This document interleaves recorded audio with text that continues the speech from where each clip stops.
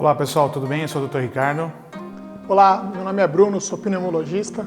E hoje nós estamos aqui para tentar tirar mais dúvidas sobre o Covid-19. O Dr. Bruno é um médico ultra especialista, ele é especialista em clínica médica, especialista em pneumologia, especialista em espirometria e hoje ele vai dar algumas dicas, responder algumas perguntas para vocês, para os funcionários dos nossos clientes, para todo mundo que está assistindo esse vídeo. Dr. Bruno, você como pneumologista, quais são as principais doenças que aumentam a chance do Covid-19 e principalmente do desenvolvimento da forma grave do Covid-19? Certo. Ricardo, é o seguinte, as doenças, em geral, todas as pneumopatias podem causar um aumento de risco de formas graves do Covid-19, né? Então, o que vai depender, basicamente, é a gravidade da doença.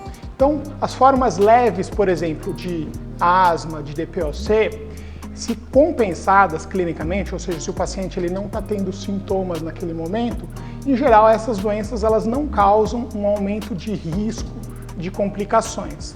Agora, formas mais graves de asma, DPOC, ou aqueles pacientes que não estão compensados clinicamente, eles podem ter formas mais graves da doença ou ficarem mais sintomáticos e necessitar de internação hospitalar, tá?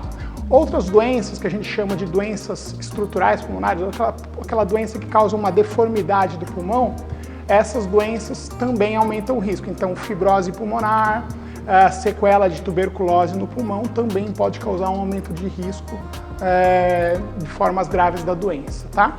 Legal. No caso desses pacientes com DPOC, com asma, quais são as medidas que eles devem tomar em casa para evitar o Covid-19, o diagnóstico, o desenvolvimento do Covid-19, principalmente da forma grave do Covid-19? A orientação que a gente tem dado para os pacientes portadores de doenças pulmonares é que não suspenda o seu tratamento que está fazendo de rotina, tá?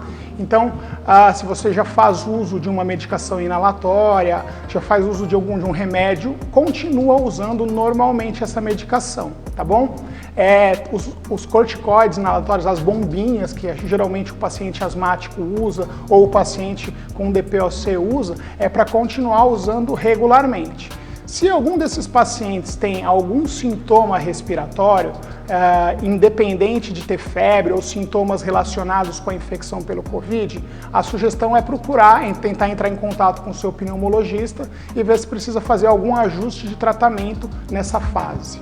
E aqueles pacientes que têm rinite acabam usando aqueles sprays nasais, muitos deles têm corticoide e tal. Qual a recomendação para esses indivíduos que usam esses sprays em relação ao Covid-19, sobre se tem mais chance de adquirir o Covid e se podem adquirir o Covid na forma grave? Olha, saiu muita controvérsia em relação aos corticoides, que isso pudesse causar um quadro, aumentar a chance de infecção pelo Covid. Não existe nenhum trabalho mostrando que o corticoide que é usado localmente, ou seja, que você não toma um comprimido de corticoide, você joga ele no nariz, isso não diminui a imunidade do organismo e existe um risco de, se você parar de usar a medicação que você está usando regularmente, você vai descompensar da sua rinite e os seus sintomas eles vão simular um quadro de uma gripe.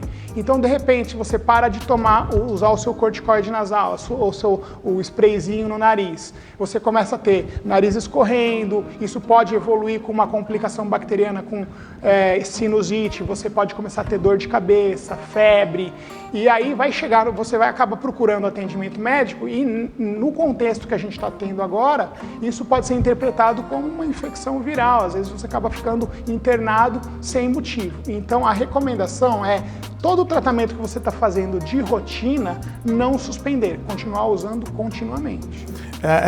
Esses pacientes que têm DPOC grave, que têm asma grave, o que eles têm que fazer em casa? E além disso, o que a Sociedade Brasileira de Pneumologia e Tisiologia recomendam sobre o afastamento do trabalho e a segregação social? Quais são os pacientes que devem ficar segregados com asma e com DPOC? Só com asma grave? Como é que é? Explica pra gente um pouquinho, por favor.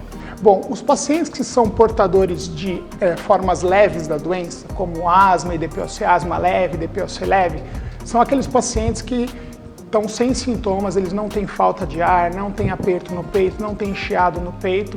E esses pacientes, eles geralmente não precisam usar muito remédio, eles usam remédio só quando tem sintomas, só quando tem uma descompensação que a gente chama, ou seja, começa a ter tosse, chiado no peito, mas não faz uso de muita medicação por muito tempo. Essas pessoas, elas não precisam ficar afastadas do trabalho, elas podem continuar a sua vida, o seu trabalho normalmente, tá bom?